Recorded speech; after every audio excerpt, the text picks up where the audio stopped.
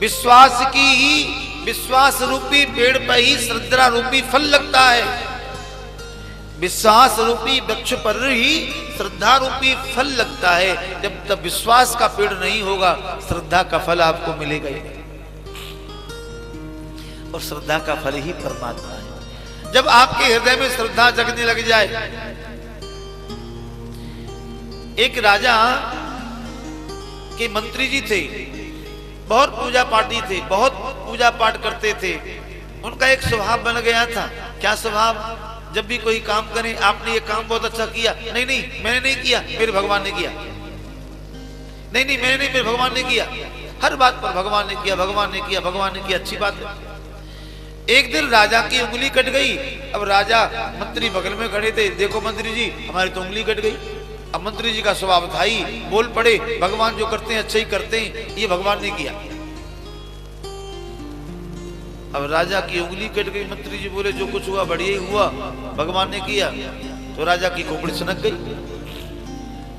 मेरा ही नमक खाते और ऐसा बोलते भगवान ने जो किया बढ़िया किया, ठीक है।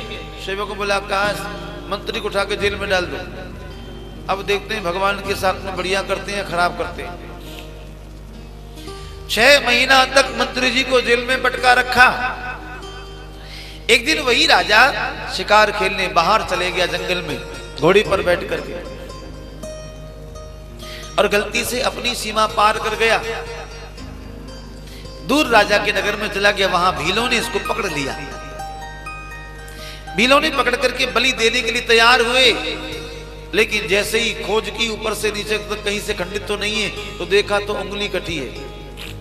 अच्छा, हमारे यहाँ पूजा के लिए भी खंडित चीज को नहीं चढ़ाया जाता। जैसे कुछ फल ऐसे होते हैं जो पुथली होते हैं, टेढ़े कुबड़े होते हैं। ऐसे फलों को ना ही हमको खाना चाहिए, ना ही बच्चों को खिलाना चाहिए, और ना ही भगवान को चढ़ाना चाहिए। कुछ माताएं तो इतनी बढ़िया होती है, इतनी बढ़िया होती है, क्या बताऊं। जो पिलपिला अमरूद हो जाता है ना, उसको ही भोले बाबा पे चढ़ाने जाती है। बोल बच्चा तो खाएगा नहीं, भोले बाबा का जो कहेगा नहीं, सो ओम नमः शिवाय करके चढ़ा दिया। अरे क्यों तुम्हारी मति खराब हो गई है? वो भोले बाबा कुछ नहीं कह रहा, भोला है तो उसको मतलब पिलपिला चढ़ा दो उसको। और देखो तुम जैसो चढ़ाओगी वैसो तुम्हें मिलेगा। यदि सड़ा गिला चढ़ाओगी तो सड़ा गिला ही तुमको मिलेगा। तो कछु माताओं के पति भी सड़े गड़े ही मिलते हैं। जब ऐसा काम करेंगी तो ऐसा ही माल मिलेगा। बोलो इसलिए जब भी दान करो, स्वच्छ और पवित्र चीज का दान करो। मंत्री जी जेल में पड़े रहे, लेकिन जब भीलों ने देखा कि राजा की एक उंगली कटी है, बोले कहा ये बलि के अनुकूल नहीं, छोड़ दो। राजा को छोड़ दिया। राजा की जी में जान आई। अरे तो जी जिंदा काट देते मेरे को। बार बार शुक्र गुजार कर रहे हैं, ये भगवान की बड़ी कृपा रही। और आज अपने महल में आकर सोचने लगे, अरे ये बात तो बिल्कुल ठीक हुई। जो मंत्री से कह रहे कि भगवान जो करते हैं बढ़िया करते हैं। अरे आज मेरी उंगली नहीं कटी होती तो ये भील लोग मुझे पूरा काट देते, बलि दे देते आज मेरी। आज इतनी सी उंगली कटने की वजह से मैं पूरा कटने से बच गया।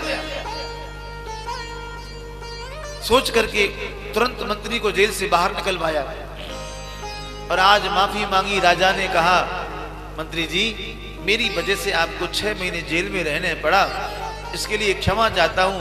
लेकिन आपने एक बात कही थी, भगवान जो करते हैं बढ़िया करते हैं, तो भगवान ने मेरी उंगली काटी, मैं पूरा कटने से बच गया। लेकिन महाराज मैं सोच रहा हूं भगवान ने आपके साथ में अच्छा नहीं किया। क्यों? बोले आपने तो कोई अपराध ही नहीं किया, कोई दंड ही नहीं किया, और 6 महीने तुमको जेल में काटना पड़ा। मंत्री जी हंस के बोले महाराज तुम अभी भी नहीं समझे। अरे तुमसे ज्यादा तो कृपा भगवान ने मुझ पर करी है। कैसे करी है? बोले आज तक ऐसा हुआ नहीं कि आप शिकार खेलने गए और मैं नहीं गया हूं, मैं आपके साथ साथ चलता था।